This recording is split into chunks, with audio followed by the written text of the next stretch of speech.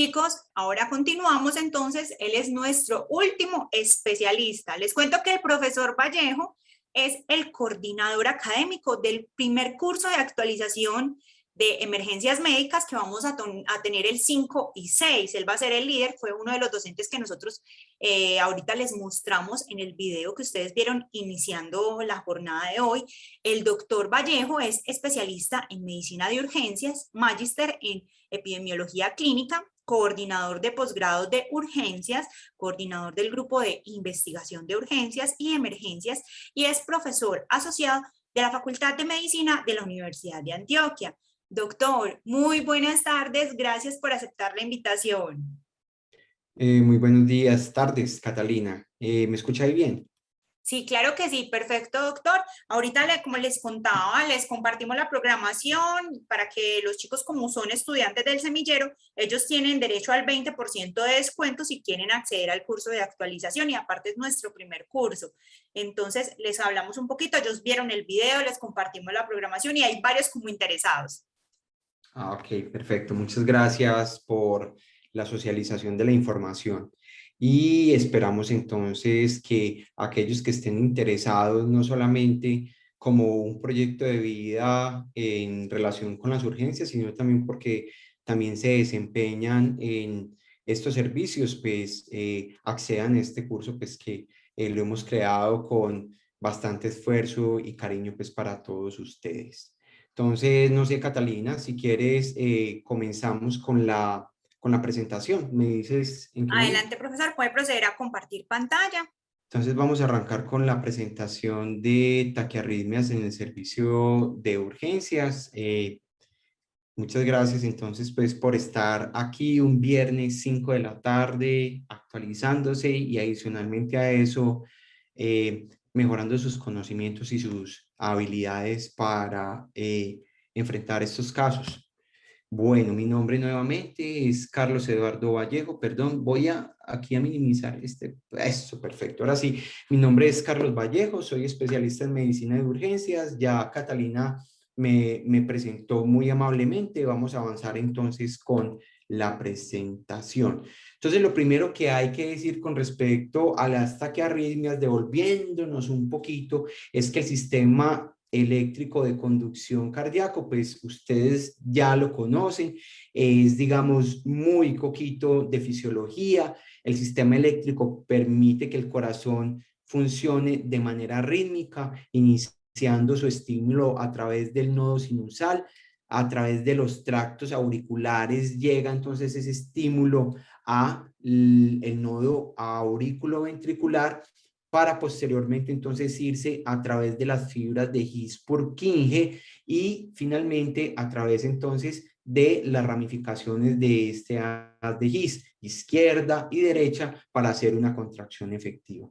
Cuando tenemos alteraciones en el funcionamiento rítmico por distintas circunstancias, es que se empiezan a presentar las disritmias en términos generales, donde podemos agrupar tanto las taquiarritmias como los bradiarritmias, bradiarritmias de las cuales ya les hablaron el día de ayer y de las taquiarritmias de las cuales nos vamos a encargar el día de hoy, y espero hacer esta charla lo más amena y práctica posible. Hay distintos mecanismos fisiológicos por los cuales se crean las disritmias. Primero, por cambios en el automatismo. Esto es básicamente la propiedad de las células cardíacas de crear un impulso espontáneo sin ninguna estimulación previa, es decir, del nodo sinusal, sino que la célula cardíaca, sea auricular o ventricular, arranca de forma espontánea a generar estímulos. El segundo es la actividad desencadenada, que es el inicio del impulso causado por oscilaciones despolarizantes en el voltaje de membrana, que ocurre consecuente a uno o más potenciales de acción precedentes. Es decir, hay un estímulo detrás que hace que empiece esa célula a desencadenar otros estímulos. Y las reentradas, que son ondas de oscilación que se propagan a través de, por ejemplo, haces o incluso microcircuitos o macrocircuitos que hace que se generen circuitos despolarizantes. Esto lleva entonces a un bloqueo del sistema de conducción normal y hace entonces que se generen otros procesos de excitabilidad a nivel del miocardio y que llevan finalmente a la generación de esos fenómenos que llamamos disritmias. En términos generales, pues tenemos que las disritmias, específicamente las taquiarritmias, tienen una prevalencia que va entre el 0.5 al 1% y el 0.5% de las visitas a los servicios de urgencias están generadas por este tipo de anomalías en la conducción cardíaca. Como motivo de consulta, la palpitación cardíaca o palpitaciones en términos generales también es un motivo de consulta relativamente alto. Estos datos los tenemos extractados de la literatura anglosajona. La taquicardia supraventricular o la taquiarritmia supraventricular se presenta o se estima que se presentan en 570,000 las taquiarritmias en todo el sistema de salud de los Estados Unidos, y como visitas a los servicios de urgencia se estima que más o menos 50,000 visitas al año se presentan por este tipo de causas. Y las otras que son, digamos, las anatómicamente por debajo de la fibra His-Purkinje son entonces las taquicardias ventriculares y las fibrilaciones ventriculares, de las cuales se presentan más o menos 300,000 muertes al año solo en los Estados Unidos por esta causa, teniendo una incidencia de más o menos 53 casos por cada 100,000 personas. Muy bien.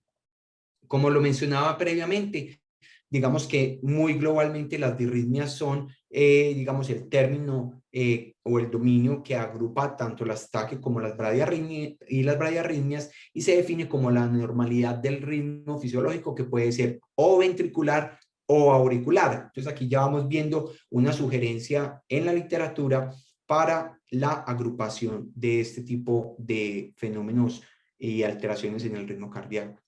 Las taquiarritmias, en términos generales, las podemos agrupar todas aquellas que tienen unas frecuencias cardíacas superiores a los 100 latidos por minuto, pero que pueden ir un poco más allá, pero es el límite que consideramos el límite inferior para determinar cuáles son taquis y bajas, frecuencias más bajas, pues considerarlas dentro de las agrupaciones también de las bradis.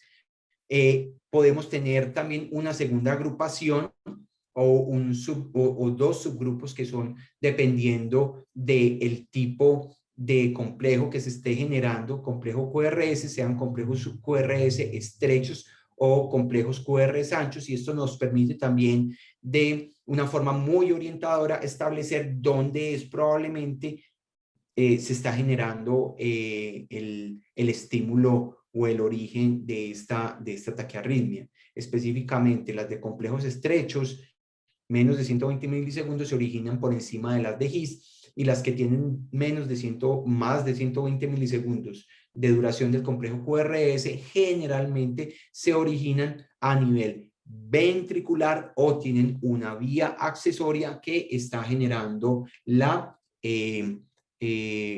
conducción desde la aurícula hasta el ventrículo. Los síntomas asociados a las presentaciones de las taquiarritmias están relacionados muy en términos generales con la disminución o la alteración en la perfusión producto de la disminución del gasto cardíaco secundaria a la alteración de la función de bomba del corazón, y algunas relacionadas con esa sensación o ese malestar del mal funcionamiento cardíaco. Entonces tenemos entre algunas de ellas el estado mental alterado, las palpitaciones, el dolor torácico, la disnea, los eventos también de baja perfusión global que pueden llevar al síncope o a los eventos cercanos al síncope, y también fenómenos como falla cardíaca que pueden producir, digamos, en términos generales, una congestión pulmonar y llevar a un edema pulmonar. Esto es lo que finalmente lleva o empuja a los pacientes para que consulten de manera aguda a los servicios de urgencias, y es el escenario donde nosotros vamos a ubicarnos para poder realizar el enfoque de estos pacientes. Entonces, aquí cuando me llega un paciente con esta sintomatología, sea un paciente en el cual yo ya diagnostiqué una disritmia, sea ataque o bradiarritmia o cualquier otro tipo de paciente, siempre debo de discriminar entre dos poblaciones, las poblaciones que tienen inestabilidad y que no tienen inestabilidad. ¿Y eso por qué? Porque se ha demostrado que la población que cursa con inestabilidad, sea ventilatoria, hemodinámica, respiratoria, metabólica, son pacientes que tienen mayor riesgo de presentación de desenlaces adversos. En nuestro caso, vamos a hacer o vamos a tener un especial interés en hacer esa clasificación desde el punto de vista hemodinámico. Y la clasificación desde el punto de vista hemodinámico en cuanto a inestabilidad, podemos tomar algunos elementos de los que proponemos acá y de los que propone finalmente la literatura para considerar que el paciente se encuentra inestable.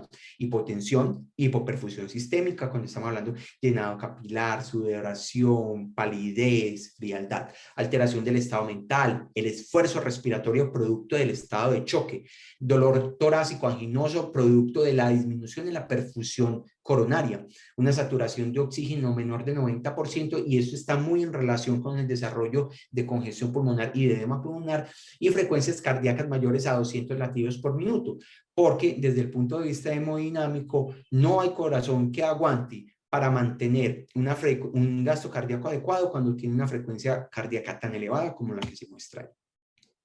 Entonces es en estos momentos cuando tenemos que tomar la decisión de si a nuestro paciente lo vamos a atender o en una sala general de observación o en la sala de atención inmediata o en nuestra sala de reanimación, o incluso vamos a esperar a que el paciente sea atendido por consultorio de urgencias por nuestro personal médico.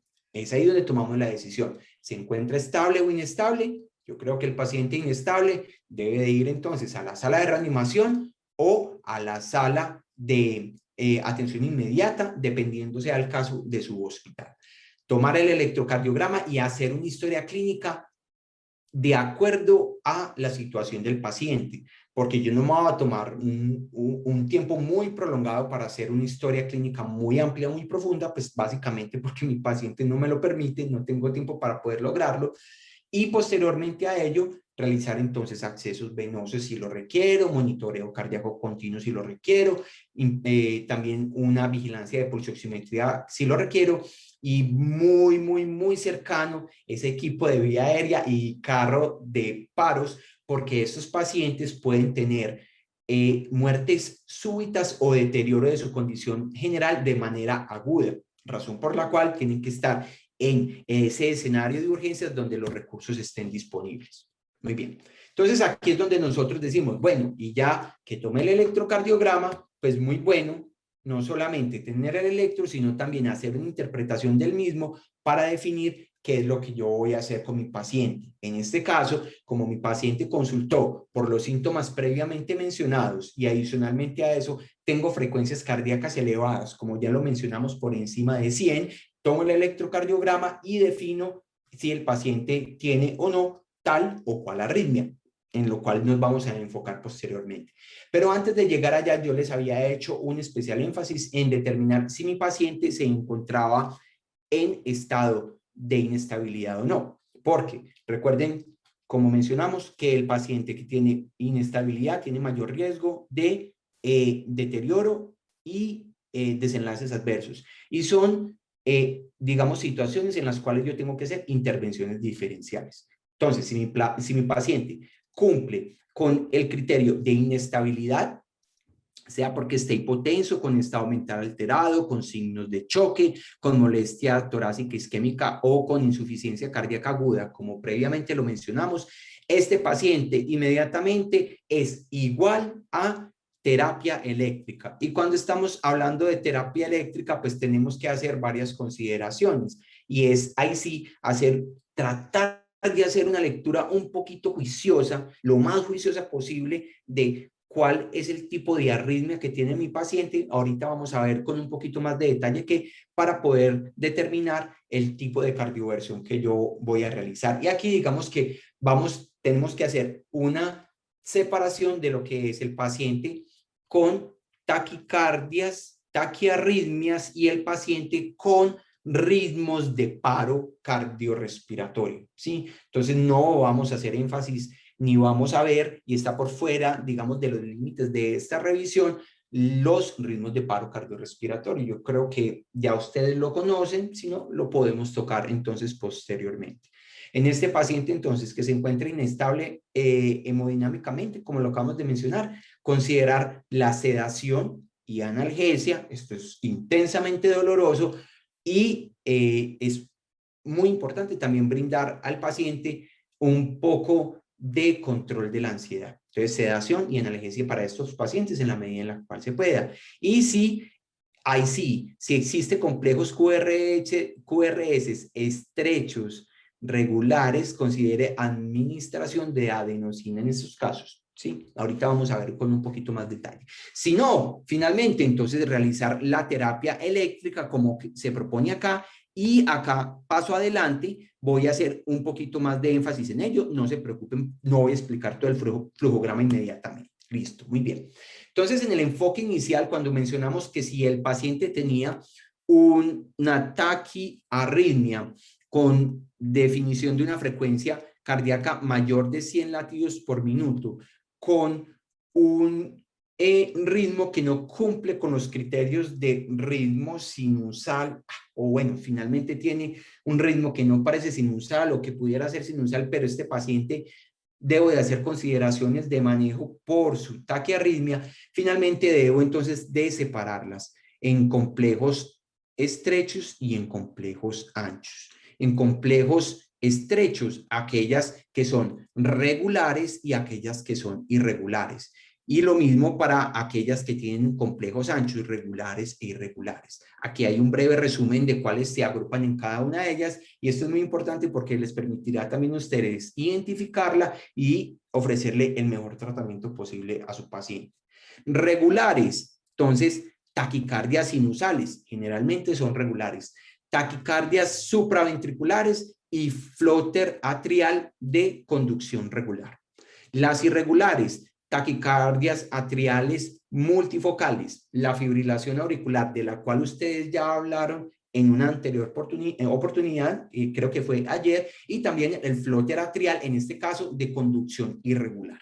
Esas, las de complejos estrechos. Ahora, si tiene complejos anchos, también considerar entonces regularidad e irregularidad. Las regulares en complejos anchos, las taquicardias ventriculares, el flóter atrial o la taquicardia supraventricular con conducción aberrante, y en las irregulares, las taquicardias ventriculares polimórficas, que son, pues, en términos generales, los síndromes de QT prolongado y que finalmente producen puntas torcidas, pues digamos que este es el equivalente, y la fibrilación auricular o flóter auricular con conducción aberrante o con bloqueos. ¿Listo? Entonces, este es el resumen con respecto al tipo de arritmia o de taquiarritmia y cómo clasificarlas. Vale, entonces lo hacemos desde el punto de vista práctico. Siempre preguntarse, estado clínico del paciente, ¿está inestable o inestable? Siempre estabilizar antes de continuar. Cuando nos referimos a siempre estabilizar antes de continuar, es que al paciente, antes de hacerle otro tipo de estudio relacionado con el manejo de este paciente, hay que manejarle la arritmia cardíaca cuando esté inestable.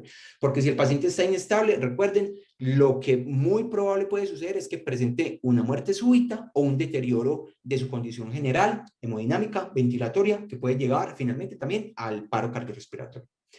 Relacionar los síntomas con la frecuencia cardíaca, porque es un poco extraño, por ejemplo, que tenga 105, 110 de frecuencia cardíaca con una fibrilación auricular, por mencionar cualquier tipo de taquiarritmia, y resulta que el paciente está inestable.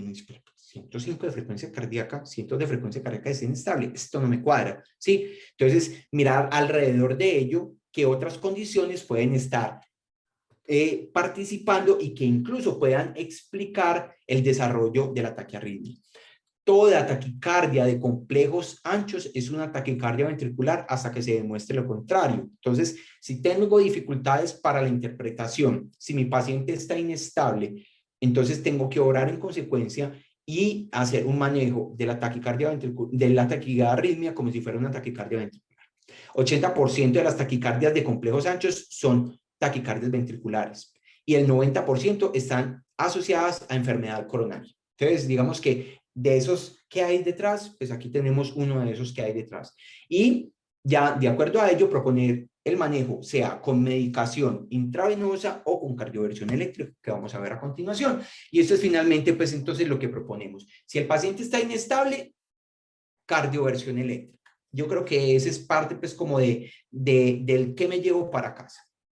Y ahorita vamos a ver cómo la cardioversión eléctrica y con la energía que se debe realizar. Y si no está inestable, pues entonces ya respiro hondo y con un poco más de tranquilidad, entonces voy a determinar, tiene tal o cual tipo de arritmia y si puede ofrecerle un manejo farmacológico o incluso manejo de la condición basal para que el paciente mejore y salga de la arritmia. Muy bien. Entonces decidimos hacer cardioversión eléctrica en nuestro paciente porque se encontraba inestable. Aquí hay una propuesta basada entonces en las guías de la AJA, en la cual los pacientes con taquicardia supraventricular paroxística entre 50 y 100 joules, pacientes con flóter atrial entre 50 y 100 joules, pacientes con fibrilación auricular entre 120 y 200 joules, paciente con taquicardia ventricular con pulso 100 joules y puntas torcidas 200 joules. ¿Listo? Entonces, ese es, digamos, más o menos. Y adicionalmente, estar pensando qué puede estar generando la taquiarritmia en mi paciente. Porque en estas circunstancias, por ejemplo, en la que se muestra acá y en la que mencionaba previamente, donde se puede presentar el síndrome coronario agudo, es muy importante no solamente el manejo de la arritmia, sino el manejo también concurrente o paralelo de lo que es ese síndrome coronario agudo, sea con elevación del ST o sin elevación del ST. Aquí hay otros ejemplos, no voy a profundizar en ellos, pero siempre estar pensando en que hay una condición que puede estar precipitando. Y muchas veces tenemos una condición precipitante, como condición precipitante, las lesiones cardíacas estructurales, corazones dilatados, falla cardíaca, hipertensiones pulmonares, unas aurículas bastante dilatadas, en fin, unas otras. Y como ayudas diagnósticas, pues también hacer otros, radiografía de tórax, TAC, bioquímica sanguínea, otros electrocardiogramas, estudio Holter, ecocardiografía transtorácica o ecocardiografía transesofágica, dependiendo sea del caso, pero esto lo voy a dejar para un segundo momento hasta que yo tenga a mi paciente en condiciones suficientemente buenas para poder llevarlo a realizar estos estudios. Prima entonces la estabilización del paciente. Arrancamos entonces con las taquiarritmias supraventriculares. Su prevalencia entonces está entre 2.25 por cada 100.000 personas por año. Su incidencia es de más o menos 35 por cada 100.000 personas por año. Las mujeres tienen un mayor riesgo de desarrollarla. Los pacientes de mayores de 65, 5 veces mayor riesgo. Dentro de ellas, las más frecuentes, fibrilación auricular, taquicardia auriculoventricular de reentrada nodal, el flóter atrial y las taquicardias auriculoventriculares, las taquicardias por reentrada auriculoventricular. Las taquicardias supraventriculares siempre van a estar también presentes, sobre todo en pacientes que son más jóvenes, es de inicio mucho más frecuente en los primeros 2-3 decenios, pero hay que estar muy pendientes también de posibles anomalías estructurales como síntoma temprano. Entonces, no solamente hacer el manejo porque hacemos manejos por urgencias y hacemos manejo con medicamentos y de forma ambulatoria, dejamos para que el sistema mire a ver cómo resuelve ese paciente, pero siempre tener en cuenta que como se asocian estas tipo de arritmias con cardiopatías estructurales, pues no dejar al paciente suelto, sino también tratar de continuar los estudios, sea de manera intrahospitalaria o de manera ambulatoria, sea que el paciente esté estable o no. ¿Listo? Muy bien. Clínica del paciente, entonces, en las supraventriculares, taquiarritmias supraventriculares, palpitaciones, fatigabilidad, aturdimiento, dolor torácico, disnea, alteración del estado de conciencia, aunque son menos frecuentes. Entre más rápido sea la frecuencia, más sintomático se torna el paciente. El inicio de los síntomas entre más jóvenes, en los pacientes más jóvenes, es poco probable. Y los síntomas de falla cardíaca empiezan a aparecer cuando hay desarrollo de taquicardiomiopatía. Y esas taquicardiopatías están en relación sobre todo con fibrilación auricular y con los flóter atriales. En las taquicardias por reentrada nodal auriculoventricular, las taquicardias por reentrada auriculoventricular y las taquicardias atriales, el inicio generalmente es súbito, no es progresivo, no es insidioso. Y generalmente las taquicardias atriales tienen circuitos de reentrada que hacen que dure microcircuitos que hacen que dure mucho más el tipo de taquiarritmia. Bueno, muy bien. Siempre tener presente que las de reentrada tienen un inicio y un final abrupto, súbito, pero que posteriormente pueden volver a reaparecer. Siempre indagar por situaciones específicas que terminen la arritmia, porque eso también hace que podamos indagar por el tipo de arritmia que se está presentando cuando apenas estamos haciendo el enfoque inicial. Podemos como exámenes iniciales, un set de exámenes iniciales, pero todo esto, pues, digamos, va a estar determinado por la historia clínica y por el examen físico que yo realice inicialmente al paciente, hemograma, electrolitos, una función renal, una función tiroidea inicialmente, un electrocardiograma de 12 derivaciones, un Holter, si requiero monitorizar eventos y preveo que el riesgo de presentación de arritmia y el no diagnóstico de la misma puede ser pertinente en ese paciente. Y también, pues, hablar acerca de la prueba de tolerancia al ejercicio, porque esto nos puede estar hablando de preexcitación y de arritmias relacionadas con catecolaminas. Entonces, si el paciente, por ejemplo, cada vez que le da la taquiarritmia o la sintomatología está haciendo actividad física, pues, bueno, ahí tenemos de pronto un indicio de que puede estar pasando y el tipo de arritmia que puede estar relacionada con el paciente.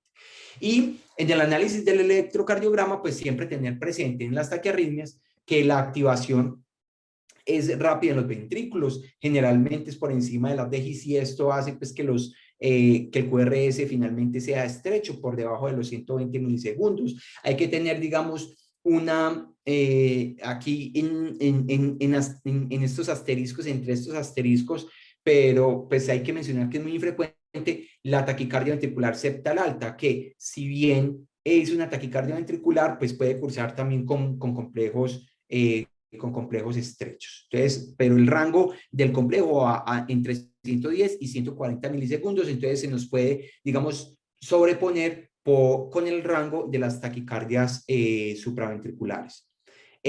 Generalmente las taquicardias sinusales o las taquicardias con preexcitación sugieren taquicardias por reentradas auriculoventriculares, que en términos generales estaríamos hablando pues de taquicardias que están relacionadas con haces anómalos, y estas, digamos, son de bastante o especial énfasis porque pueden generar en la historia de la vida del paciente inestabilidad con frecuencia y consultas con frecuencia.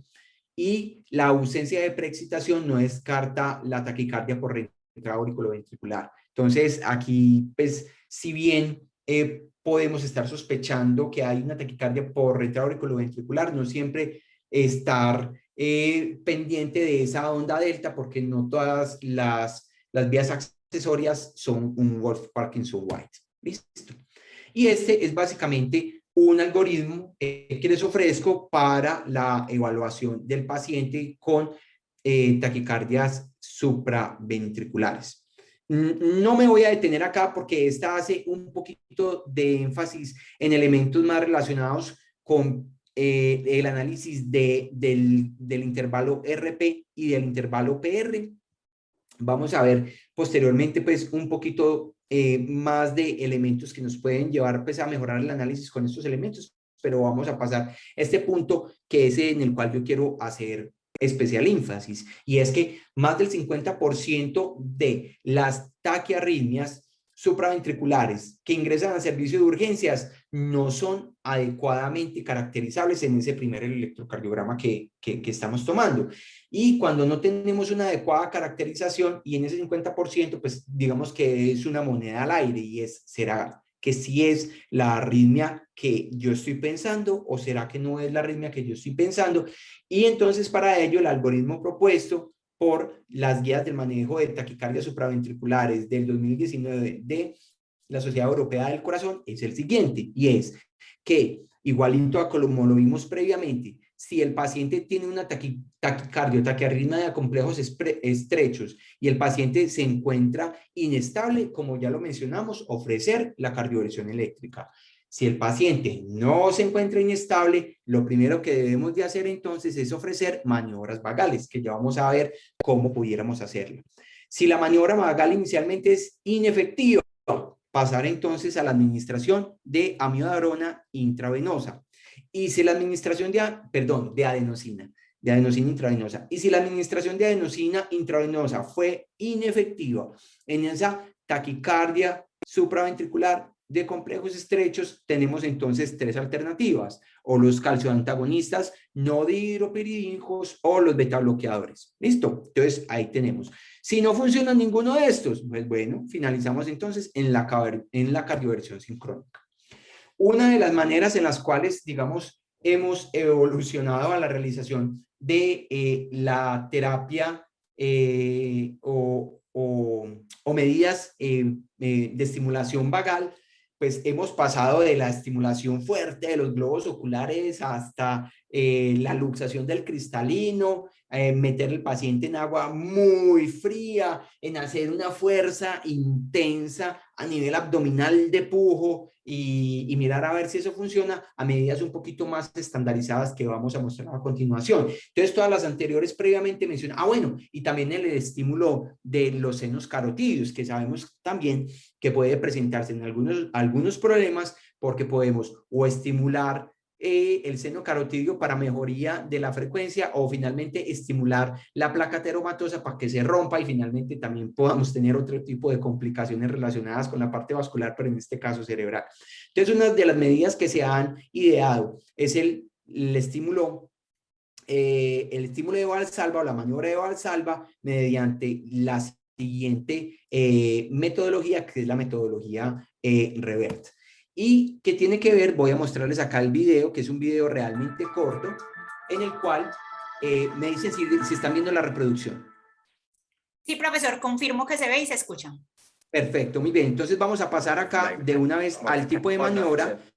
El tipo de maniobra inicialmente era la insuflación de un manguito de tensiómetro a través de la manguera para llevarlo a una cantidad o una magnitud de milímetros de agua. Entonces, una vez 10 a 30 segundos de insuflación y se hacía esta maniobra de pasar al paciente a decúbito supino total y elevación de los miembros inferiores. Un equivalente a ello, porque nosotros no tenemos pues manguitos similares a estos en todas partes, es la insuflación a través de una jeringa de 10 centímetros de 10 centímetros cúbicos de manera similar. Entonces, van a verlo acá. Vamos más adelante. Esta es la modificación que se hace. Mírenla acá. Entonces se insufla en la jeringa de manera similar una bocanada grande de aire. Sopla, sopla, sopla, sopla, sopla, sopla, sopla, sopla, sopla por 10 a 30 segundos. Termina porque ya exhaló todo el aire y hace la maniobra completa. Para regresar al paciente a su ritmo sinusal y así la maniobra de Valsalva va a modificar entonces el ritmo, la taquiarritmia que tenía a posteriormente el ritmo sinusal. Hasta ahí entonces la maniobra rever. Entonces aquí tenemos en caso tal de que no tenga efecto el Valsalva modificado como lo acabamos de mencionar, entonces sería la otra opción, la administración de adenosina. ¿Adenosina cómo? La presentación de 6 miligramos por 2 mililitros que tenemos presente en casi todos los servicios de urgencias, arrancar con una dosis de 6 miligramos, recuerden canalizar al paciente en una vía lo más proximal posible, sea en los pliegues de los antebrazos, bien permeable, administrar la adenosina rápidamente con una llave de 3 vías para que una vez administrada la inyección de adenosina, cambiar la llave de 3 vías a la vía para la administración de la solución salina, empujar esa adenosina, levantar el brazo para adicionalmente a ello empujar más rápidamente. Recuerden que la adenosina dura segundos en desnaturalizarse. Su vida media es de 30 segundos. Entonces, si se nos queda en las extremidades, no vamos a poder lograr que sea efectivo. Y tener siempre en cuenta las contraindicaciones que están acá presentes, que ustedes ya las han de conocer. En caso tal de que no nos sirva la adenosina, ya lo mencionamos, metoprolol a estas dosis, 2.5 miligramos hasta 15 miligramos, verapamilo o diltiazem. Problemas, tanto verapamilo como diltiazem en nuestro medio son de más difícil consecución y no tenemos en todos los servicios de urgencias disponibilidad de estos medicamentos, pero son de frecuente uso y adicionalmente a eso nos podrían ser de bastante utilidad. En caso tal que tengamos entonces disponibilidad de estos medicamentos, podemos hacer uso de ellos. Aquí hay un resumen que también está presente en el artículo que les mandé previamente para la preconceptualización de esta clase, donde también nos presentan. Esta es una revisión amplia de la literatura, sistemática, no es un metaanálisis, pero sí es revisión sistemática de la literatura en cuanto a los medicamentos que se utilizan, las dosis iniciales, las dosis de mantenimiento, sus mecanismos de acción, cuáles son los potenciales efectos adversos y las precauciones que debemos de tener. Aquí tenemos los nucleósidos, betabloqueadores, los calciantagonistas no hidropiridínicos, los glucósidos cardíacos, los antiarrítmicos clase 1 y adicionalmente a eso los clase 3, dentro de los cuales está la amiodarona, que son finalmente pues, los que más tenemos disponible en nuestro medio. Amiodarona, digoxina, algunos casos diltiazem verapamilo, esmolol, metoprolol y propanolol y también la adenosina para el manejo de las taquicardias supraventriculares. ¿Listo? Entonces, para consulta. Taquicardias sinusales inapropiadas. Siempre tener presente que las taquicardias atriales inapropiadas son diagnósticos diferenciales también de las taquicardias o de las taquiarritmias supraventriculares. Generalmente se presentan en pacientes en los cuales están en reposo o con actividad mínima, se pueden estar presentando en mujeres jóvenes con mayor frecuencia y adicionalmente a ello tienen un promedio de tiempo de duración que está entre las 24 horas y que puede ir hasta los 90 latidos por minuto durante ese periodo de tiempo. Pero esperaría uno que pasado ese periodo de tiempo desaparezca sin ningún problema. Intervenciones que haya que hacer, pues en términos generales ninguna, pero cuando la taquicardia es muy, digamos, hace bastante, genera disconfort a la persona, pues digamos que tenemos opciones de manejo. Sobre todo pues con aquellas que tengan que ver con situaciones catecolaminérgicas en las cuales pues el beta bloqueador sería una opción. Las de reentrada sinusal, episodios paroxísticos de taquicardia, me generan paroxismos de palpitaciones, mareo o aturdimiento y en esos casos podría utilizar o verapamilo o amiodarona o también beta bloqueadores, pero estos últimos se han evidenciado que son no tan efectivos como los primeros que mencioné. Muy bien. Taquicardias atriales, pues aquí tenemos que tener en cuenta que tenemos de dos tipos, las taquicardias atriales focales y las multifocales. Las taquicardias atriales focales generalmente producen esas características, frecuencias cardíacas mayores a 100 latidos por minuto, generalmente se originan en ambas aurículas, la frecuencia ventricular varía dependiendo de la conducción auriculoventricular, la prevalencia es del 0.34% en menores de 50 años y casi todos ellos pues cursan de manera asintomática. Es decir, los hallazgos son hallazgos que no están relacionados con estudios enfocados precisamente pues a síntomas cardiovasculares. La P puede esconderse en el QRS o en la onda T, y hay un intervalo isoeléctrico que es sugestivo de la taquicardia atrial. Entonces aquí vemos unos ejemplos de cómo se presenta. Entonces aquí tenemos unos complejos QRS que están precedidos de unas ondas T que en este caso parecieran negativas, ¿sí? Muy bien. Taquicardias atriales multifocales son las amigas, compañeras o hermanas de las taquicardias atriales focales. Son taquicardias de rápido inicio, son irregulares, se presentan al menos 3 tipos de morfologías distintas en ese trazado que se toma en un momento dado en un electrocardiograma estándar. Generalmente están asociadas a patologías pulmonares, hipertensión pulmonar, enfermedad coronaria, enfermedades valvulares, hipomagnesemia y a tratamientos con teofilina. Generalmente cuando se presentan en niños menores de 1 año, es más por inmadurez del sistema de conducción y tiene muy buen pronóstico, y los intervalos PP, PR y RR pueden ser variables. Muy bien. Las taquicardias por macro reentradas, aquí pues hablando en términos específicos de los flotter, están generalmente, tienen una situación anatómica muy circunscrita. Ellas generalmente están generadas por disparos o por macrocircuitos a nivel del istmo tricuspidio. El más común es el flotter típico, que es una conducción en contrarreloj, ¿sí? Y hay una activación de la aurícula que está más o menos entre los 250 a 330 latidos por minuto de la aurícula, y es un elemento electrocardiográfico que le permite a usted hacer el diagnóstico en ese electrocardiograma, y eso da digamos un aspecto de diente de sierras en la revisión del electrocardiograma. Listo, vamos a pasar entonces aquí a verlo. Miren aquí en este D2 donde estoy mostrando, denme un segundo, eso, apunto con el láser. Entonces aquí en D2 hay un aspecto de dientes de sierra. Aquí vemos cómo se monta. Bueno, voy a utilizar mejor vamos a ver si este me da. Eso, perfecto. Entonces aquí vemos cómo se generan estos dientes de sierra.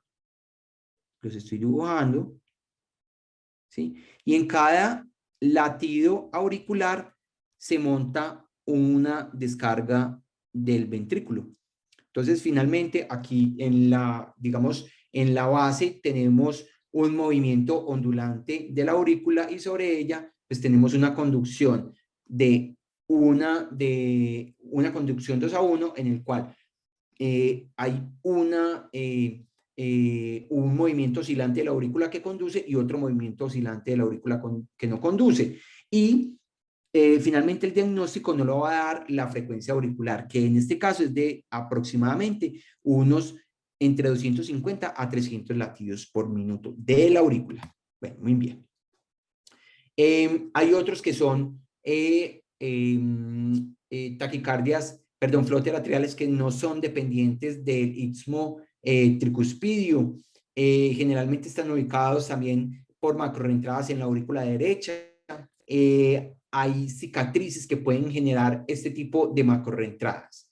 Y hay otras macroentradas que se presentan en la aurícula izquierda, y esta generalmente es por tejido anormal generado por procedimientos de generación o fibrosis atrial progresiva. Entonces puede estar presente en pacientes con anomalías estructurales de las aurículas, sea por los procedimientos que mencionamos o sea, por ejemplo, por dilatación de las aurículas, sea por fallas relacionadas con la estructura, pueden estar asociadas también con fibrilación auricular, es decir, lesiones estructurales de base. ¿Listo? Bueno, muy bien. Hay una distribución, bueno, taquicardias por reentradas del nodo auriculoventricular, digamos que son, digamos, las más frecuentes y benignas de las taquicardias atriales o de las taquicardias supraventriculares. Tiene una distribución bimodal en jóvenes y posteriormente en la cuarta, quinta década de la vida también hay un pico que se presenta. El 50% de los pacientes tienen síntomas mínimos, hay otros que tienen episodios infrecuentes, pero se va haciendo menos sintomático a medida que va pasando el tiempo. Algunas de ellas se asocian con infranivel del ST, variación del RR y alternancia del complejo QRS. Aquí tenemos entonces un ejemplo de ellos. Vemos entonces unas pseudo R's en B1, que son estas pequeñitas que vemos acá. Me disculparán el tamaño, aquí no me da para aumentarla, pero estas R's pequeñitas que tenemos acá son pseudo R's. Y adicionalmente a eso, tenemos unas pseudo S en la cara inferior, muy pequeñitas, muy pequeñitas, muy pequeñitas esas S que finalmente nos hacen pensar en que esta taquiarritmia puede hacer una taquicardia por entrada del nodo auriculoventricular. Y otro elemento que nos puede dar, digamos, un poquito más de luces es la presentación de un QRS millado al final, pero que finalmente esta melladura se constituye en una onda P retrógrada, que es la que tenemos aquí.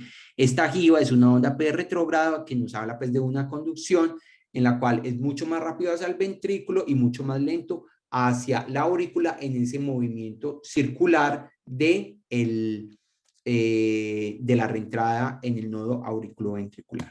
Listo, muy bien. Vuelvo e insisto entonces acá. Dependiendo entonces del tipo de arritmia que se presente, de las que ya mencionamos, podemos utilizarlo de acuerdo al algoritmo propuesto. Adenosina, beta bloqueadores, bloqueadores de canales de calcio no dihidropiridínicos o incluso también hacer uso de los glucósidos cardíacos en caso tal pues de que los tengamos.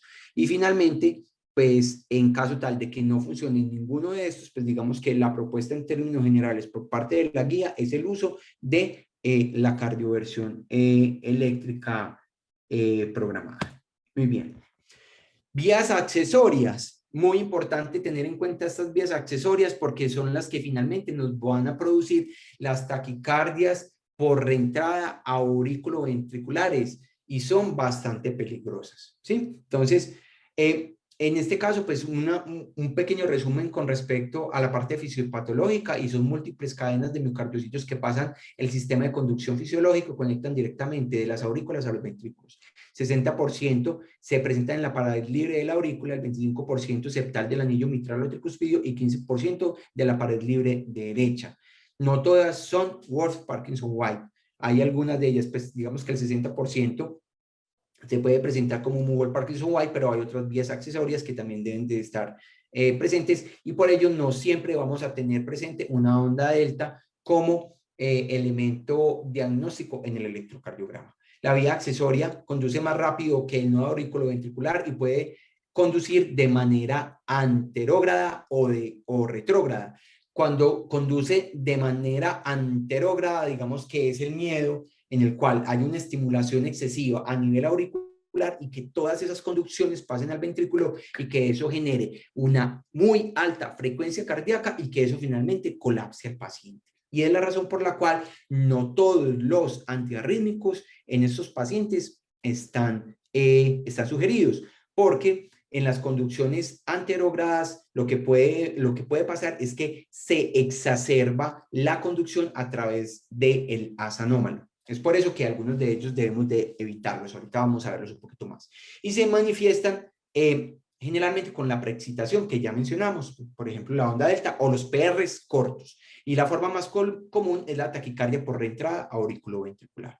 Wolff-Parkinson-White, el más conocido, onda delta, presente en los electrocardiogramas, y generalmente estos pacientes tienen corazones estructuralmente sanos. Muy bien. Aquí tenemos una vía accesoria. Esto que vemos acá es un paciente con un Wolff-Parkinson-White, pero con una conducción anterógrada, ¿sí? Y esto es bastante peligroso porque miren que el paciente a casi 300 latidos por minuto, y esto colapsa a los pacientes. Evidentemente los lleva a una situación de inestabilidad hemodinámica, y estos pacientes no se les debe suministrar antiarrítmicos por el riesgo de empeoramiento de la frecuencia. Y estos casos, independientemente de si está inestable o tiene, digamos, una relativa estabilidad, debe considerarse como primera opción la cardioversión eléctrica. Taquicardias por reentrada auriculoventricular ortodrómicas, ¿sí? Más del 90%, son más del 90% de las reentradas auriculoventriculares, y el 20 a 30% generan taquicardias supraventriculares sostenidas.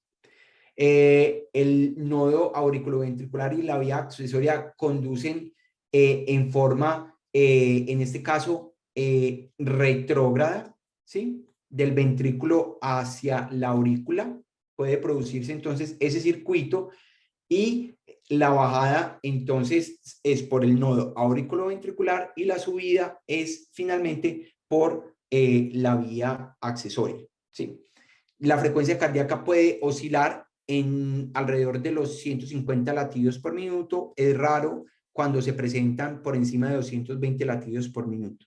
Y puede presentarse o tiene una imagen de bloqueo de rama funcional asociada a una vía accesoria ipsilateral de la rama derecha. Más o menos pues como se ve esa vía accesoria. Aquí hay un ejemplo en este electrocardiograma. Entonces, nuevamente, si el paciente se encuentra inestable, finalmente la cardioversión eléctrica. Y si el paciente se encuentra con una taquicardia supraventricular estable, hacer el análisis de si es de complejo ancho o complejos estrechos, y si es de complejos estrechos, entonces definir si el paciente se le puede y se le debe realizar las maniobras vagales. Si no funcionan, la adenosina. Si no funciona, diltiazem, verapamilo o beta bloqueadores. ¿Listo? Y si no funciona, pues regresar a la cardioversión eléctrica. Taquiarritmias ventriculares. Digamos que aquí tenemos ya una dificultad un poquito mayor, porque hay una mayor proporción de taquiarritmias ventriculares que, siendo la presentación de complejos anchos, puede ser unas conducciones o unas taquiarritmias supraventriculares con conducción aberrante. Pero digamos que el ejercicio tiene que ser el mismo, y es establecer si el paciente se encuentra estable o si se encuentra inestable. Y si se encuentra inestable, pues definitivamente realizar las maniobras relacionadas con el paciente inestable. Y si se encuentra el paciente estable, tomar un respiro, tranquilidad, y determinar, y si tenemos, digamos, la suficiencia desde el punto de vista de la experiencia y el conocimiento para determinar si es una supra con conducción aberrante o finalmente una taquicardia ventricular, hacerlo. Si desconozco eso, finalmente manejarlo como si fuera una taquicardia ventricular. Taquicardias ventriculares las podemos agrupar entre las no sostenidas y las sostenidas. Sostenidas, entonces tenemos las despolarizaciones ventriculares prematuras o complejos ventriculares prematuros, que son espontáneos. Ahorita vamos a hablar un poquito de ellos. Taquicardia ventricular no sostenida es aquella que dura menos de 3 segundos. Las sostenidas, taquicardias ventriculares de complejos anchos, obviamente. Las polimórficas, dentro de las cuales tenemos como representante a las taquicardias de puntas torcidas, que son a fin de cuentas los síndromes de QT prolongado, sea adquirido o sea congénito, o las fibrilaciones auriculares preexcitadas, o las taquicardias atriales con conducción aberrante. Y las taquicardias ventriculares monofocales, que son, además de rítmicas, son del mismo aspecto, los complejos QRS. Muy bien. Complejos ventriculares prematuros se generan por miocitos ventriculares que se despolarizan de forma espontánea y crean sístoles adicionales que no están en sincronía con el ciclo cardíaco. Básicamente eso. Producen síntomas similares a las taquiarritmias, pero generalmente son muy pequeños, circunscritos en el tiempo y generalmente no se prolongan. Estos muchas veces están relacionados con situaciones extracardíacas, ¿sí? Entonces, por ejemplo, situaciones metabólicas, situaciones tóxicas, estresores, ¿sí? Otro tipo de estresores. Y el tratamiento de ellas, en términos generales, es expectante, pero sí debe tenerse en cuenta la funcionalidad del paciente y si la funcionalidad se afecta o no, y si hay un daño cardíaco estructural que obligue a hacer, digamos, maniobras de intervención en estos casos. Si se encuentra un desencadenante claro y el desencadenante ya se fue resuelto, tranquilos, solamente el manejo expectante. Si hay alteración de la funcionalidad en ese paciente o si hay un daño estructural basal que prevé que esto se va a seguir presentando, entonces hago o puedo hacer un manejo con bloqueadores de canales de calcio o con beta bloqueadores. Si esto no funciona, pues finalmente queda la ablación como último término para el manejo. Taquicardias, bueno, dentro de las sostenidas tenemos entonces la taquicardia ventricular monomórfica. Generalmente estas están asociadas a enfermedad cardíaca estructural, toxicidad y canalopatías. Las frecuencias cardíacas pueden oscilar entre 120 y 200 latidos por minuto. Y digamos que mejora digamos, la apreciación y el diagnóstico como taquicardia ventricular monomórfica, la presentación de latidos de captura y latidos de fusión.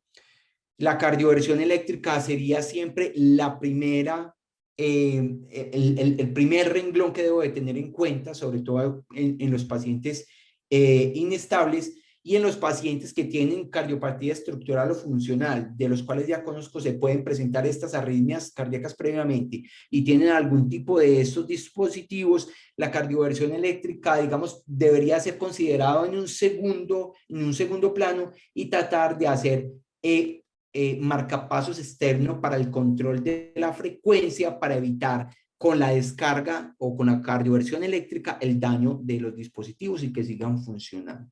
Este es un ejemplo de una taquicardia ventricular monomórfica. Aquí hay un latido de fusión visto en este lado en las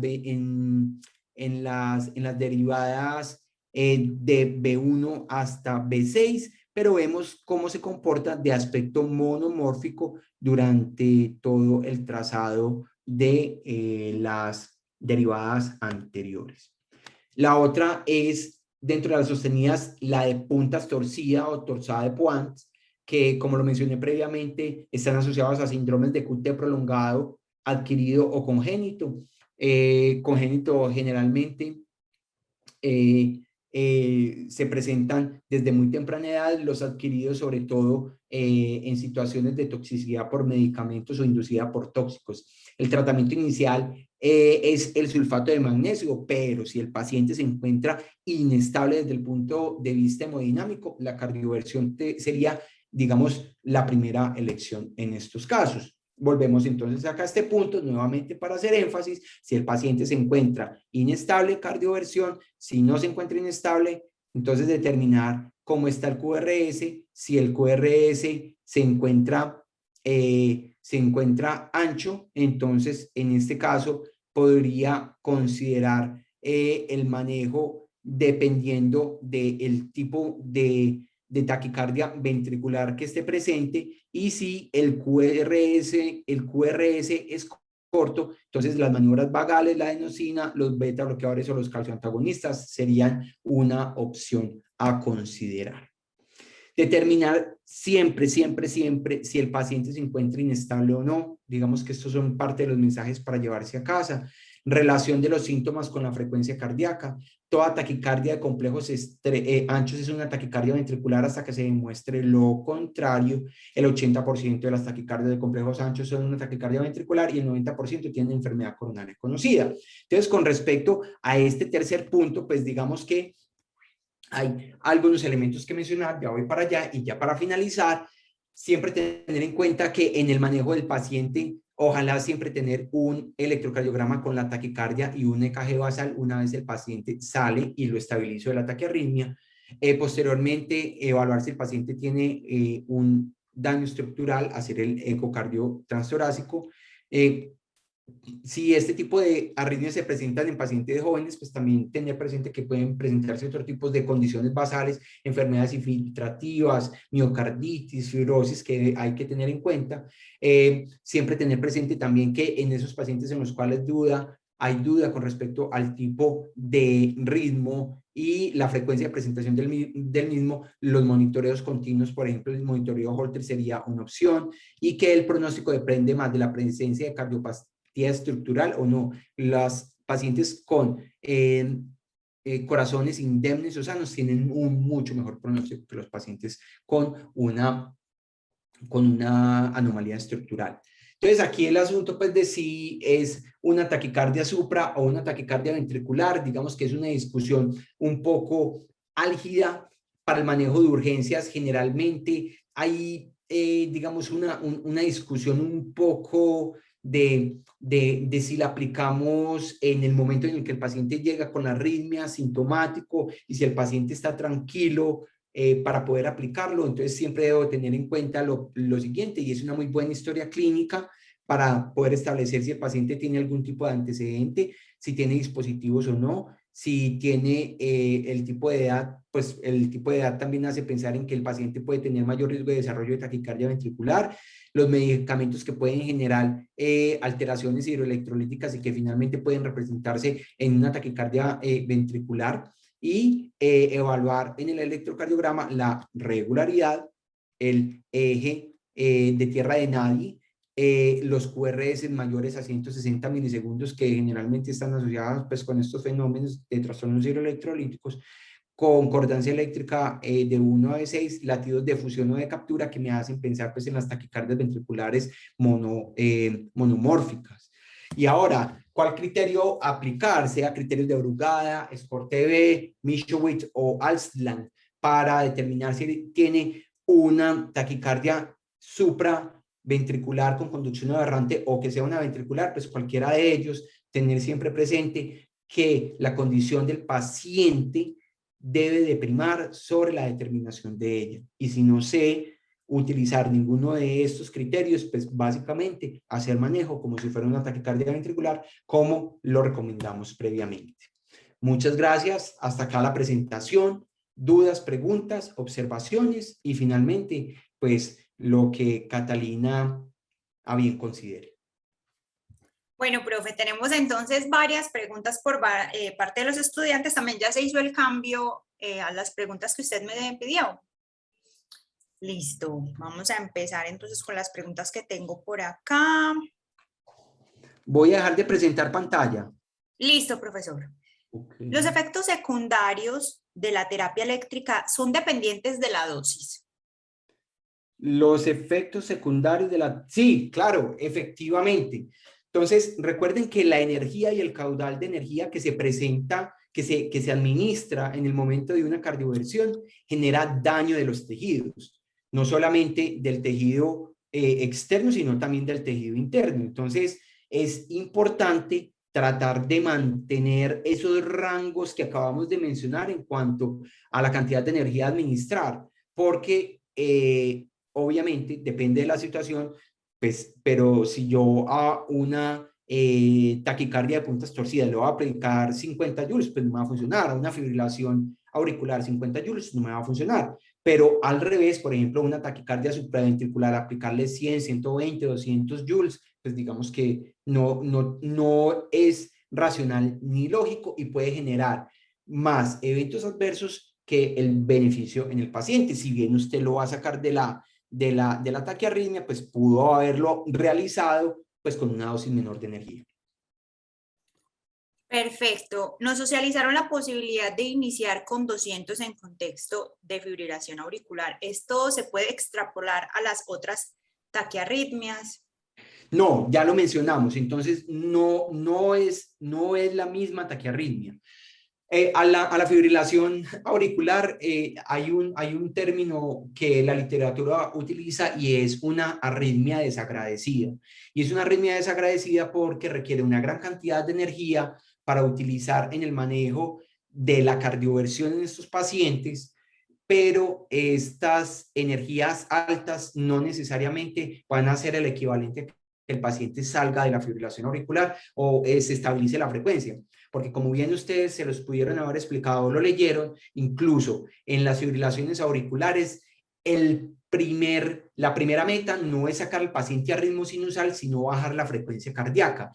Y la descarga eléctrica también tiene como primera finalidad que el paciente disminuya la frecuencia cardíaca para que el gasto cardíaco mejore. Entonces, no son extrapolables. No son extrapolables las dosis de fibrilación auricular al resto de las arritmias. Sí. Doctor, ¿qué porcentaje de efectividad tiene la maniobra reversa? El revert. Sí, claro. Hasta en las taquicardias supraventriculares, hasta el 80%. Y eso es, pues, digamos, una efectividad importante de esta maniobra comparado con el resto de las maniobras vagales. Entonces, pues, utilizarla bien utilizadita y hacer uso racional, pues, del resto de las terapias. Entonces, y es fácil de hacer. Pues, de hecho, nosotros la hemos hecho, es fácil de reproducir, así como se los mostré en el video. Doctor, ¿y cuántas veces se puede realizar la maniobra de Valsalva? Bueno, más o menos, nosotros ¿cuántas veces intentamos? Intentamos 2 veces. Si a la segunda vez el paciente no mejora con una maniobra bien realizada, decimos que es ya una maniobra fallida, inefectiva, y pasamos entonces al algoritmo, al siguiente escalón. Doctor, ¿la administración de adenosina es directamente intravenosa o se debe diluir la ampolla? Es directa, no se debe diluir. Diluirla es desnaturalizar la molécula. Bueno, se puede usar ambos, beta bloqueador y calcio antagonistas de forma consecutiva si se requiere. Beta bloqueador y calcio antagonistas, los dos al mismo tiempo, no, es o uno u otro. Recuerden que la utilización en estos casos de beta bloqueadores y calcio antagonistas no dihidropiridínicos, lo que puede lograr finalmente es que haya un bloqueo auriculoventricular profundo y pasar al paciente de una taquiarritmia a un bloqueo AB completo, y ahí sí, pues, digamos que empeora la situación. Es o uno u otro. Doctor, entonces se debería realizar cardioversión en taquicardia ventricular con pulso en caso de duda sobre su origen. Sí, claro que sí. Estable. Sí, vuelvo e insisto. Si usted tiene dudas con respecto a el origen de la taquicardia y cree que la taquicardia puede ser supraventricular, pero ese paciente se encuentra, pues, como lo mencionamos, estable, pero usted hace la consideración y tiene la consideración del manejo con la cardioversión, puede hacerlo sin ningún problema. Doctor, ¿está contraindicado la cardioversión eléctrica en paciente usuario de marcapaso o cardiodesfibrilador? No está contraindicada. Lo que mencioné es que es tratar de evitar esa cardioversión en esos casos. Sin embargo, y ustedes consideran que el paciente se encuentra en una situación donde hay inestabilidad y requiere la cardioversión, hacerlo.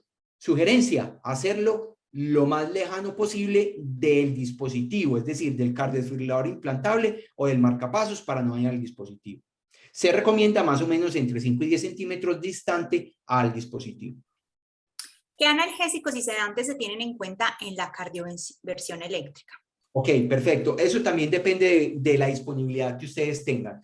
Lo que podemos utilizar son analgésicos tipo opioides de rápida acción y de fácil titulabilidad. Por ejemplo, el fentanil. Si tienen morfina y desean utilizarla, también teniendo en cuenta que la morfina les puede producir también un efecto depresor cardiovascular y respiratorio un poquito más alto, sobre todo desde el punto de vista hemodinámico.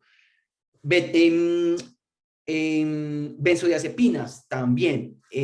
Las benzodiazepinas midazolam es uno que pudieran utilizar también, dosis tituladas, pequeñas, que les permitan. Fentanilo, me vuelvo un poquito el fentanilo, pues a los opioides es de un muy buen perfil y es el que generalmente nosotros utilizamos para el manejo de la pseudoanalgesia en los pacientes que requieren la cardioversión eléctrica. Ahora, hay otros, por ejemplo, otros medicamentos inductores que nos han sido también de utilidad en el manejo de la pseudoanalgesia para la cardioversión de los pacientes.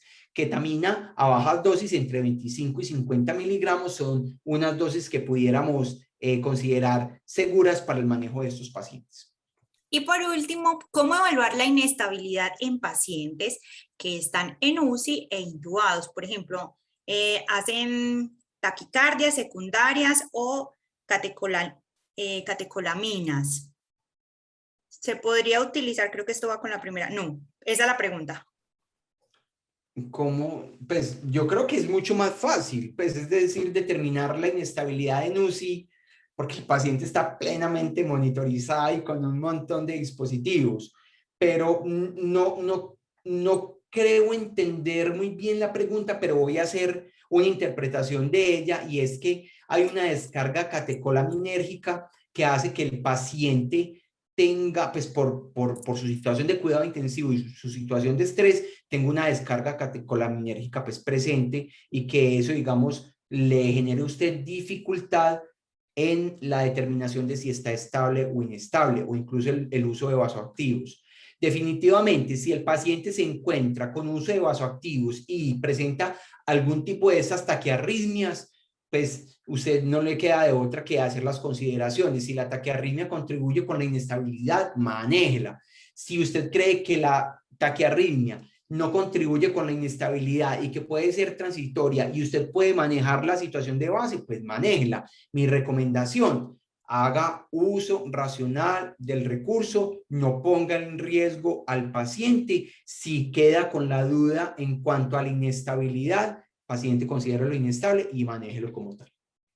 Doctor, el estudiante que pregunta eso dice que es que una vez tuvo una paciente con taquicardia y dopamina. Ok. Pero tenía una taquiarritmia.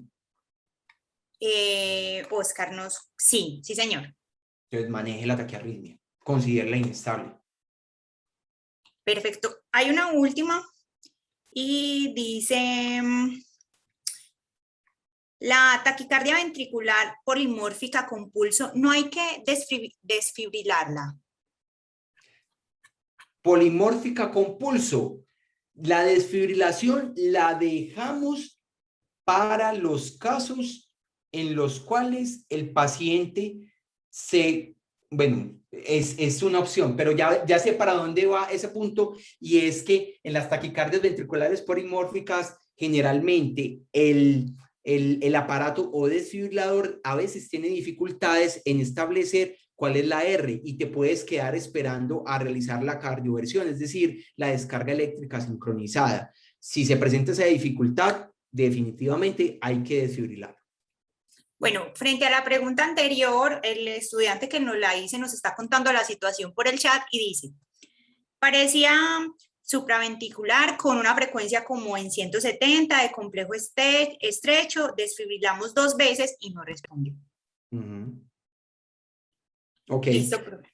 Vale, la otra opción en esos casos con supraventriculares, como menciona, es, recuerden que podemos tener taquicardias supraventriculares que no responden adecuadamente a la cardioversión eléctrica, y también el uso de los medicamentos en esos casos también puede estar asociado, por ejemplo, medicamentos o antiarrítmicos tipo 3, específicamente la amiodarona se puede asociar para el manejo.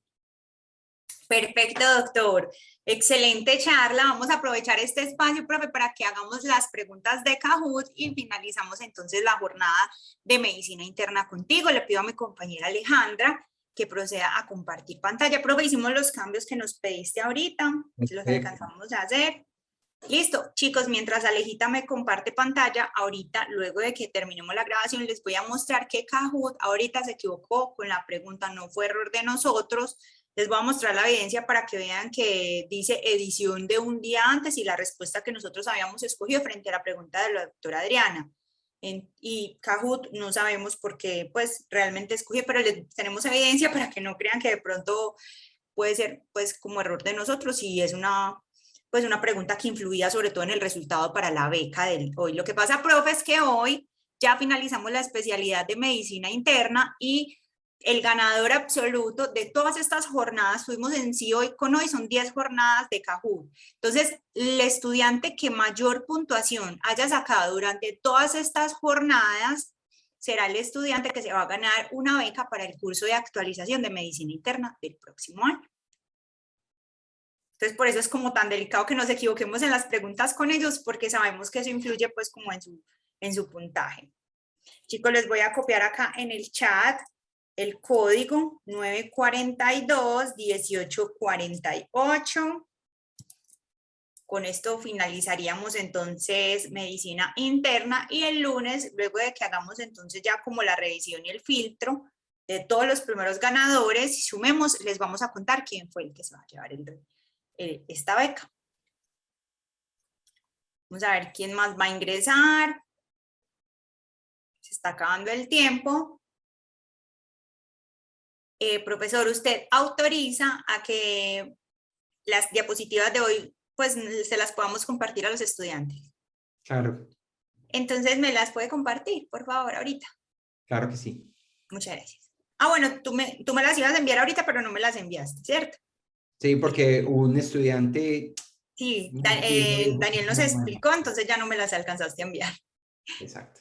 Listo, vamos entonces a iniciar.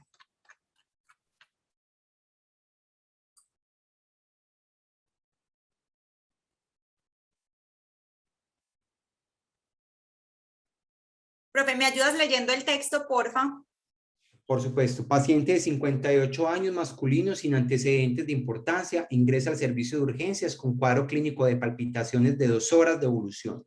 Durante la realización del triaje le encuentra una frecuencia cardíaca de 150 latidos por minuto, frecuencia respiratoria de 24 respiraciones por minuto, una presión arterial de 115 por 79, saturación de oxígeno de 94%. El paciente manifiesta desconfort torácico y palpitaciones sin ningún otro síntoma. Usted como médico realiza examen físico donde no encuentra hallazgos anormales y toma el siguiente electrocardiograma de 12 derivaciones. Continuamos, Alejita. Dale siguiente.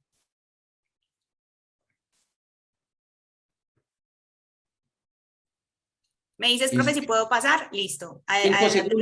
5 segundos para que lo vean. 5 segundos.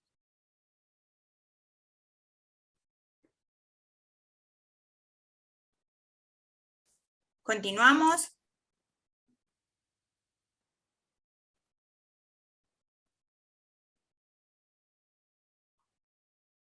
¿Cuál es el diagnóstico electrocardiográfico?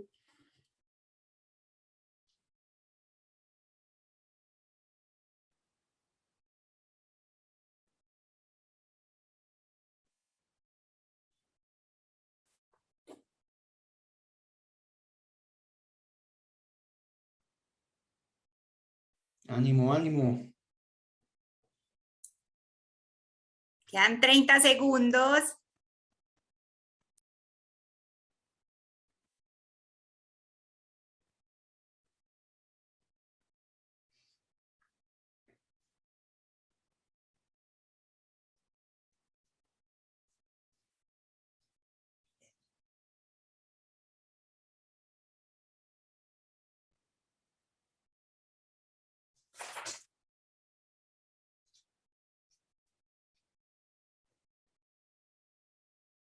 Perfecto. La respuesta es taquicardia supraventricular paroxística. Muy bien. Estaban un poco confundidos. Porque mira que hubo una diferencia, profe, mínima con la otra, con taquicardia sinusal. De hecho, este mismo electrocardiograma fue uno de los que les presenté y fue el que les presenté con respecto a taquicardia supraventricular. De las taquicardias supraventriculares, la taquicardia por reentrada auriculoventricular, por reentrada nodal auriculoventricular. ¿Listo? Y uno de los elementos puntuales es esa P retrógrada que está después del complejo QRS, su regularidad que hace pensar pues en ello. ¿Listo?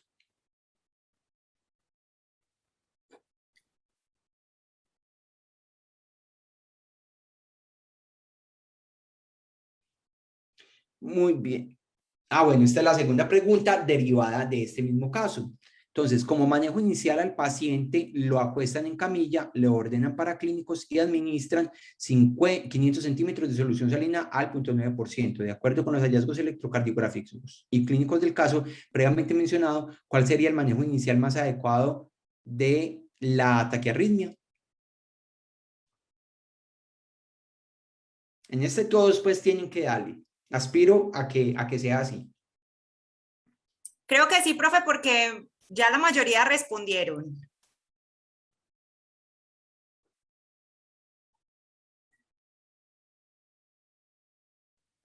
Se está acabando el ¡Epa! tiempo. ¡Ay! ¿Qué pasó con esos 10? Pero sí, yo les dije, está estable este paciente. Bueno, ok, pasemos, siguiente. Entonces, maniobras vagales, siempre. Estable, maniobras vagales. ¿Vale? Supraarticular, estable, maniobras vagales. Continuamos.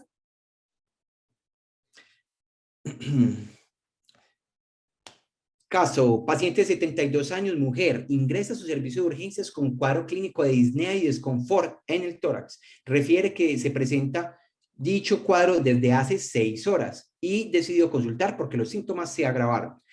Tiene antecedentes de falla cardíaca con fracción de eyección del ventrículo izquierdo desconocida, diagnosticada hace 4 años luego de un infarto agudo de miocardio no ST y es hipertensa con adecuado control por médico internista. En el triaje le encuentran los siguientes signos vitales: frecuencia cardíaca 170 latidos por minuto, frecuencia respiratoria 28 respiraciones por minuto, presión arterial 90-45, saturación de oxígeno 88% con oxígeno ambiente. Al usted examinarla, la encuentra con crépitos en campos pulmonares hasta tercio medio de ambos hemitórax. El llenado capilar de la paciente es de 4 segundos y se encuentra somnolienta. Le toman el siguiente electrocardiograma, el cual usted interpreta como. Entonces vamos a ver el electrocardiograma. Este es muy fácil, muy fácil. ¿Hay forma de aumentarle un poquito la resolución, Aleja?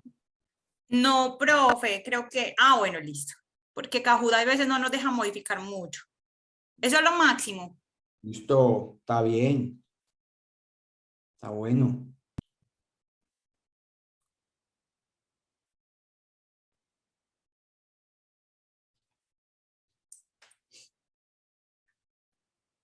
Continuamos, profe. Continuamos. La respuesta.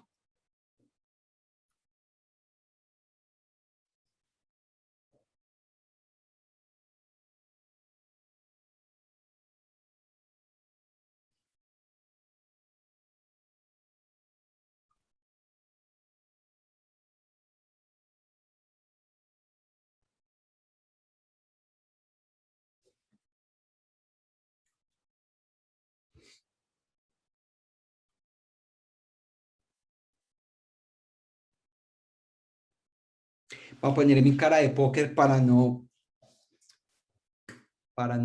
darles detalles del tipo de arritmia. Profe, mientras tanto, ¿usted recomienda iniciar la carga eléctrica a dosis máxima o a carga escalonada? ¿Pero de qué? Natalia me complementa. Dice así, ¿usted recomienda iniciar la carga eléctrica a dosis máxima o a carga escalonada? ¿En qué casos? ¿En qué caso? Pues, caso específico. Epa, ya. Fibrilación auricular paroxística. Entonces, varios elementos. Taquicardia, taquiarritmia, no es ritmo sinusal, tiene RR variable y adicionalmente a eso tiene una oscilación de la magnitud de los complejos QRS y tiene, por eso le pedí pues a Aleja que aumentara un poco el tamaño, tiene una línea de base con unas F minúsculas. Diagnóstico, fibrilación auricular. ¿Listo? Bueno, el caso que mencionas es cuál, Aleja, porque es que eso depende del caso, pues, de las dosis escalonadas. Yo creo que respondamos esta pregunta y hablamos pues de las dosis escalonadas. La siguiente La Sí, Nati, siguiente, entonces ahorita ya Nati me escribió como el complemento, pero entonces dejémoslo para el final para que lo hagamos bien. Listo, vamos sí, Alejita con porque la siguiente. daño de pronto acá la siguiente pregunta.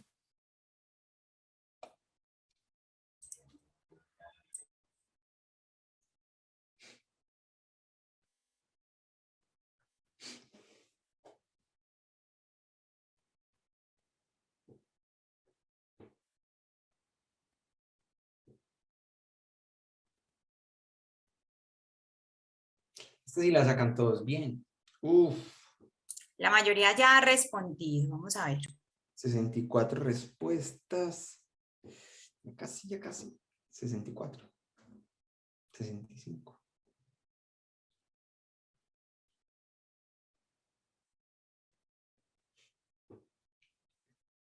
68.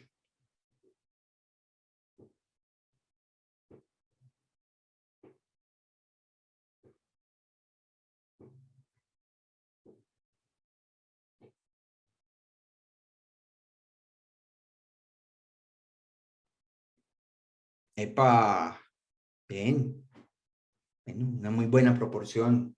Respondió bien. Listo. Esta es la dosis más cercana. Recuerden que depende del tipo de desfibrilador que estemos utilizando, sea monofásico o bifásico. Cuando hacemos uso de desfibriladores bifásicos, la recomendación es iniciar con 100 a 120 joules, hasta los 200 joules. Ahí sí, lo que menciona o la pregunta de que me realiza la pregunta es las dosis escalonadas, ¿sí? Dosis escalonadas de energía es arrancar desde abajo hasta los 200 joules. O pues arrancar en 200 si es monofásico hasta los 360. Paciente de 35 años masculino ingresa a su servicio de urgencias traído por sus familiares que lo encontraron en la casa sin respuesta. Dado que el paciente no se alerta con estímulos dolorosos, lo pasan inmediatamente para la sala de reanimación. Allí le toman los siguientes signos vitales: frecuencia cardíaca de 155 latidos por minuto, frecuencia respiratoria de 24 respiraciones por minuto, presión arterial de 102,56, saturación de 94% con oxígeno ambiente, glucometría de 108. Al examinarlo lo encuentran con aliento alcohólico y su escala de coma de Glasgow es de 8/15. Tiene pupilas mediáticas reactivas a la luz, su llenado capilar es de 3 segundos, no tiene otras alteraciones evidentes al examen físico. Le toman el siguiente electrocardiograma, el cual usted interpreta como. Entonces, veamos el electrocardiograma.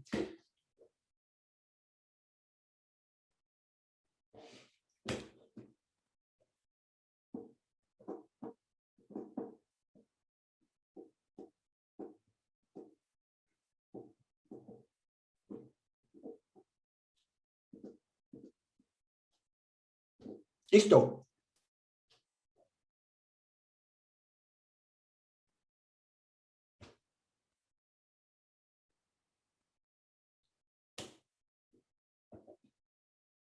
Interpretación del electrocardiograma.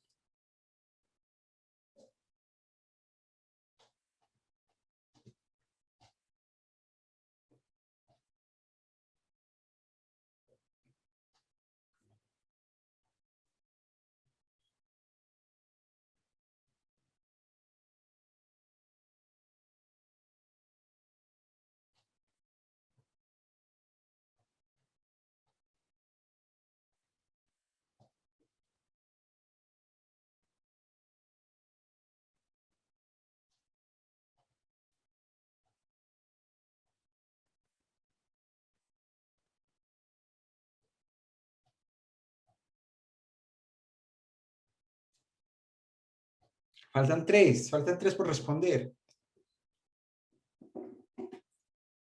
Se quedaron en esta. Taquicardia ventricular de complejo Sancho regular monomórfica. Otro de los ejemplos que pusimos durante la charla. Siguiente.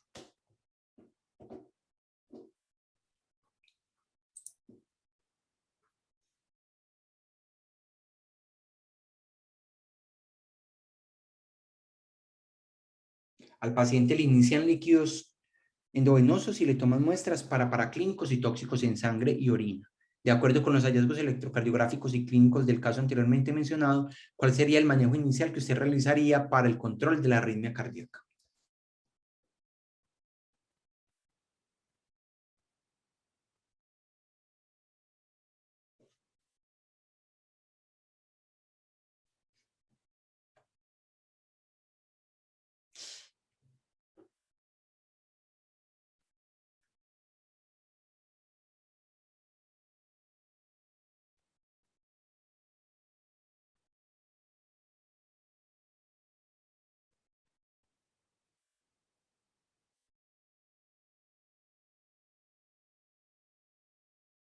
Cardioversión eléctrica inicial con 100 joules. Perfecto.